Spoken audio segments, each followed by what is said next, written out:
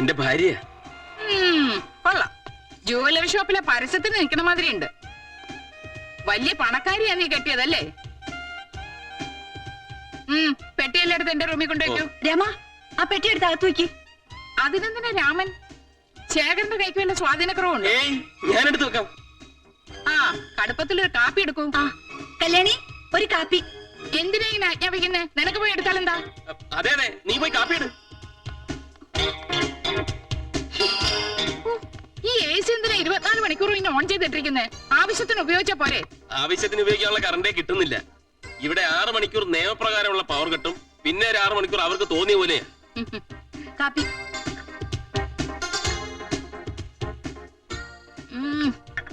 കടുപ്പം തീരെ കുറവാ. ഈ പെണ്ണിന്റെ മോനെ തമ്മന്നിരിക്കുന്നേ, ഇത് ചിരിക്കില്ലേ? ചിരി വല്ലപ്പോഴേ ഉള്ളൂ.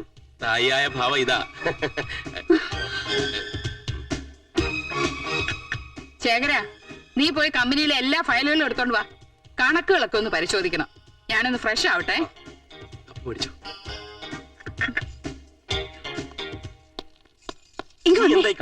ഏതായി സ്ത്രീ?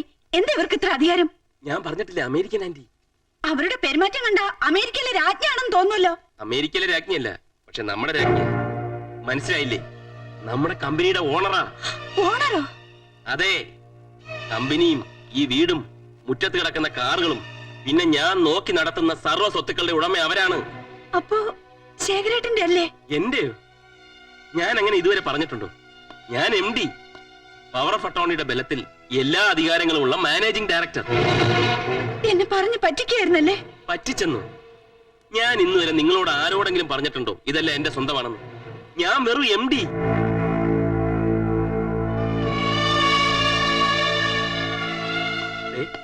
ആന്റിയെ ഭംഗിയായിട്ട് നോക്കണം. മൂക്കത്താ ചുണ്ടി. ഞാൻ പോയി ഫയലുകളൊക്കെ എടുത്തോണ്ട് വരാം. അല്ലേ പിന്നെ അത് മതി.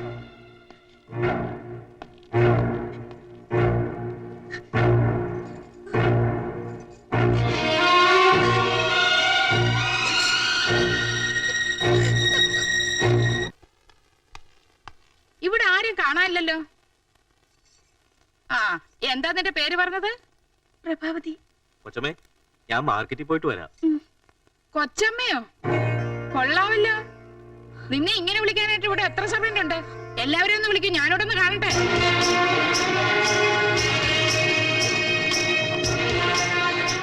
ഭാര്യയും ഭർത്താവിനെയും പരിചരിക്കാൻ 16 വേലക്കാര്. കുടുംബത്തിലിരിക്കാൻ കൊള്ളാവുന്ന ഒരു പെണ്ണുണ്ടെങ്കിൽ ഇതുപോലെ 16 എണ്ണത്തിനെ പരിചരിക്കാൻ അവൾ ഒരുത്തി മതി. Waste, criminal waste. ഇവരെയൊക്കെ തീറ്റിപ്പറ്റി ശമ്പളം കൊടുത്ത് മുടിയുന്നത് ഞാനാ. നിങ്ങൾക്ക് എല്ലാവർക്കും ഇന്ന് തന്നെ ഇവിടുന്ന് പിരിഞ്ഞു പോകാം. പ്രഭാവതി, ഇനി മുതൽ ഈ വീട്ടിലെ ജോലിയൊക്കെ നീ തന്നെ ചെയ്താൽ മതി. നിനക്ക് ചെയ്യാനുള്ള ജോലി ഇവിടെ ഉള്ളൂ.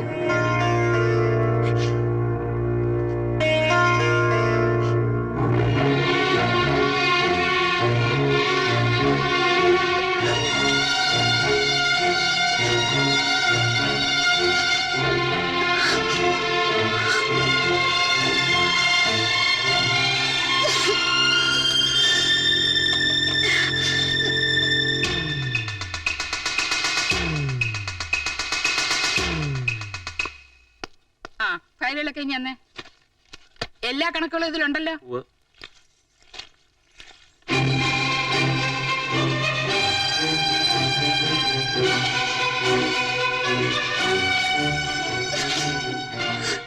നീ എന്തായി കാണിക്കുന്നത്? ശീലമില്ലാത്ത പണി ചെയ്യാണോ? ജോലിക്കാരെയൊക്കെ പിരിച്ചുവിട്ടു. ആര്? എങ്കിൽ വൃത്തിയായിട്ട് തുടച്ചോളൂ. അരുമൂലയൊക്കെ ചേർത്ത് വളരെ ശ്രദ്ധിച്ചു വേണം. ആന്റിയെ ദേഷ്യം പിടിപ്പിക്കരുത് കേട്ടോ. വരുന്നേ, തുടച്ചോളൂ തുടച്ചോളൂ.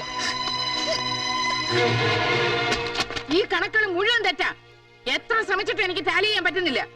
12 ലക്ഷം രൂപയുടെ കുറവാ കാണുന്നത്. ഈ ക്യാഷ് എവിടെ പോയെന്ന് എനിക്ക് ഉടനെ അറിയണം. ഏയ്, കുറച്ച് ഷോർട്ടേജ്. ഒരു 12 ലക്ഷം. അനാവശ്യമായി കാശ് കളയുമ്പോ ഓർക്കണം, എന്റെ അനിയത്തിയുടെ കല്യാണം, അവളുടെ സ്ത്രീധനം, എന്തായിരുന്നു കാശ് ചെലവാക്കാൻ ഒരു ഉത്സാഹം. അതൊക്കെ എന്റെ സ്വന്തം കാശാ. ഇത്രയും കാലം എനിക്ക് കിട്ടിയ എന്റെ ശമ്പളത്തിൽ നിന്ന് സ്വരൂപിച്ചെടുത്തത്. പണം ചെലവായതൊക്കെ നിന്റെ ആർഭാടത്തിന് വേണ്ടിയാ. നീ വാങ്ങിക്കുട്ടിയ സാരികൾക്കും ചെരുപ്പുകൾക്കും ആഭരണങ്ങൾക്കും അറിയോ? അത് ശരി. അപ്പൊ കമ്പനിയെ വെട്ടിച്ച് ഭാര്യ എണീച്ചെടുക്കായിരുന്നല്ലേ? ഇങ്ങോട്ട് മാറിയല്ലടി. അഴിക്കടി ആഭരണങ്ങളൊക്കെ. എടി അഴിക്കാൻ.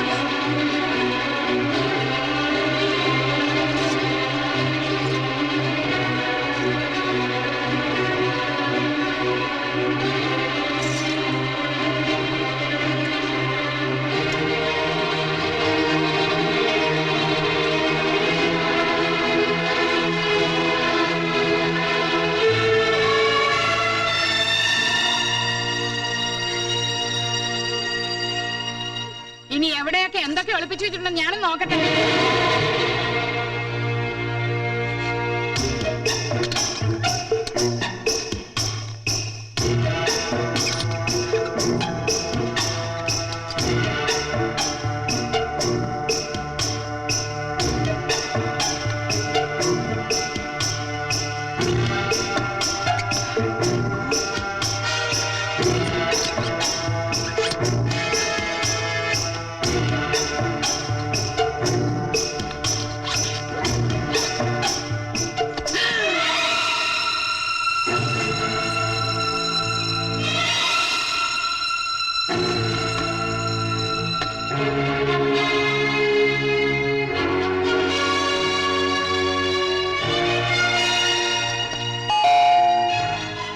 ആരോ വന്നെന്ന് തോന്നുന്നു.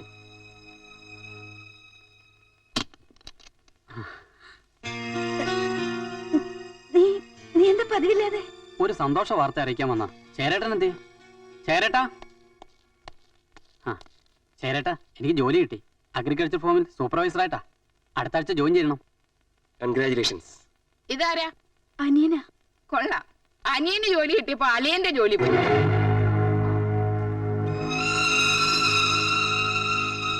വർഷങ്ങളായി എന്റെ കമ്പനിയിലെ വിശ്വസ്ത സേവകരായിരുന്നു ശേഖരനും ഇവന്റെ അച്ഛൻ മാധവനും.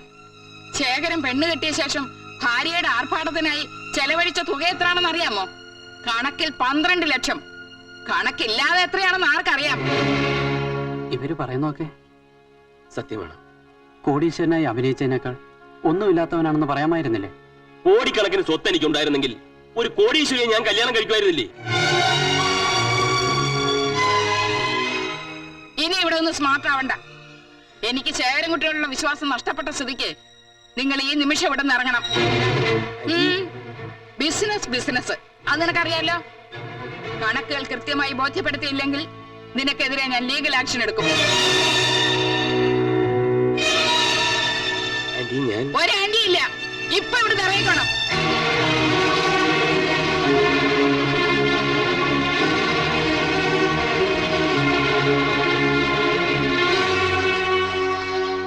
ഇനി എല്ലാരും കൂടി ശേഖരനെ കുറ്റപ്പെടുത്തിയിട്ട് എന്താ കാര്യം?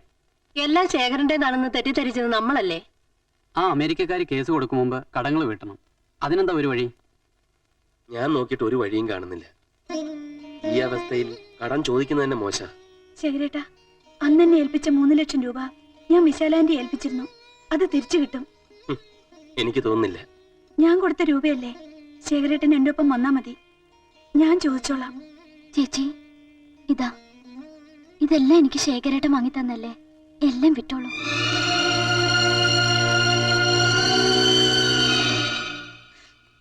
ഒന്നും വേണ്ട മോളെ. ദൈവം പോലും പൊറുക്കാത്ത തെറ്റ് ചെയ്തുകൊണ്ട് എനിക്ക് ശിക്ഷ കിട്ടിയത്.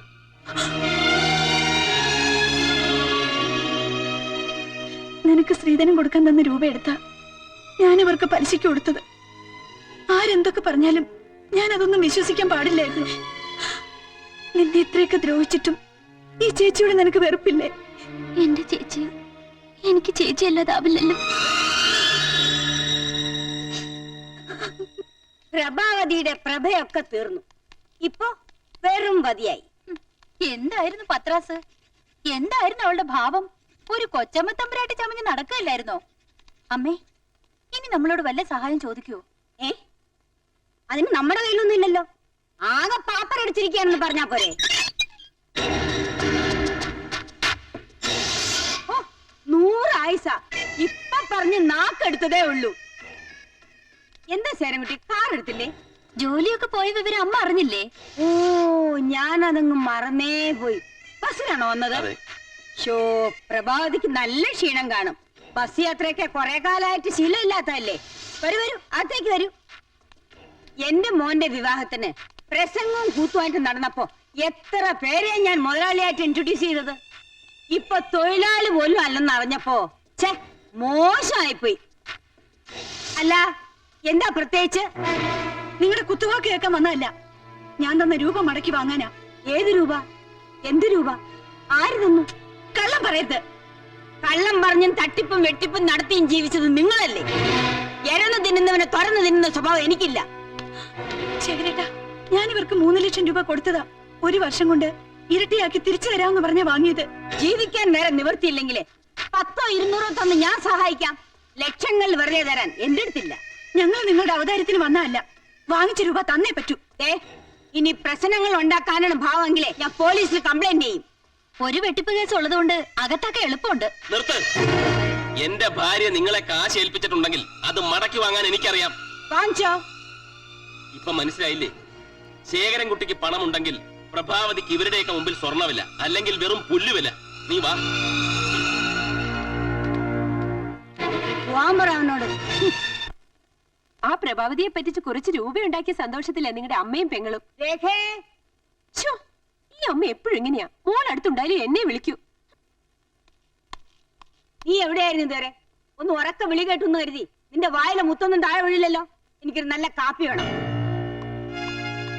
ആ, എനിക്ക് ചായ മതി, നല്ല ചൂട് വേണം. ചായയും കാപ്പി മാറി മാറി എടുക്കാൻ ഇതെന്താ ഹോട്ടലാ? എന്തു പറ്റി? നീ അമ്മയോടും പെങ്ങളോടും പറഞ്ഞേരെ എന്റെ സ്വഭാവം മാറ്റരുതെന്ന്. എടേ, കാര്യം അവരെന്റെ അമ്മയും പെങ്ങളുവാ. അവരെനിക്ക് ശരിക്കും അറിയാം. നീ ഇങ്ങനെ നിന്നു കൊടുത്താ അവര് രണ്ടുപേരും കൂടി നിന്റെ തലയിൽ കയറി നിരങ്ങും. അതുകൊണ്ട് എന്റെ മോള് നോക്കിയും കണ്ടൊക്കെ നിന്നാ മതി. അമ്മയ്ക്ക് ഷുഗറിന്റെ അസുഖം വരാതെ നോക്കണ്ടേ? പഞ്ചസാര വേണ്ട. ഞാനിപ്പൊ പാറപ്പുറത്തിരുന്നാലും കാശ. അത്ര നല്ല സമയ, രാജയോഗമല്ലേ. ഇപ്പൊ തന്നെ വെറുതെ കിട്ടിയ 3 ലക്ഷം രൂപ നിന്റെ പേരിൽ ഫിക്സഡ് ഡെപ്പോസിറ്റ് ഇടാൻ പോവുക. ഇതെന്താ ഒരു കപ്പ്? എനിക്കില്ലേ? ഭർത്താവിന്റെ അമ്മയെ പരിചരിക്കാം, അത് നാട്ടുനടപ്പ്. പെങ്ങളെ കൂടി പരിചരിക്കണമെന്ന് വെച്ചാ തളർവാദം ഒന്നും പിടിച്ചിട്ടില്ലല്ലോ. നല്ല ചക്ക പോലെയല്ലേ ഇരിക്കുന്നത്. തന്നെ അങ്ങെടുത്ത് കുടിച്ചാ മതി. അയ്യേ, എന്താ മധുരായിട്ടില്ലേ? അമ്മയ്ക്ക് ഷുഗറാണെന്നാ ചേട്ടൻ പറഞ്ഞത്. ഷുഗർ നിന്റെ അമ്മയ്ക്കാടി. മോളെ രേണു, നിന്റെ അമ്മയ്ക്ക് എറിഞ്ഞൊടിക്കാനായി നിന്റെ അച്ഛൻ വാങ്ങി കൊടുത്ത ഒരുപാട് പാത്രങ്ങൾ ഇവിടെ കാണും. വെറുതെ ഇരിക്കുകയാണെങ്കിൽ ഇതൊക്കെ തൂത്ത് വൃത്തിയാക്കിക്കോ. ഇല്ലെങ്കിൽ ഈ പൊട്ടിച്ചിതറിയ ചില്ലൊക്കെ നിന്റെ അമ്മയുടെ കാലിൽ തന്നെ കുത്തി കയറും. അത് പിന്നെ നിനക്കൊരു ജോലിയായി തീരും.